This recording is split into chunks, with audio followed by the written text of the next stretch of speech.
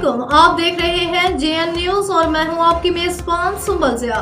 Bulletin का बाकायदा आगाज करते हैं और शामिल करते हैं अब तक की अहम तरीन खबर शामिल करते हैं। इस्लामाबाद से मुख्तियार रहमत की रिपोर्ट के मुताबिक ईरान के सदर डॉक्टर सैयद इब्राहिम रईसी की वज़ीर आज़म हाउस आमद, मुसल्ह अफवाज के दस्ते ने गार्ड ऑफ ऑनर पेश किया।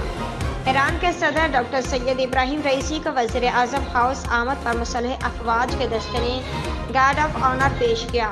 पीर को वज़ीर आज़म हाउस में ईरानी सदर की आमद पर बाज़ाब्ता इस्तकबालिया तकरीब मुनक्किद हुई।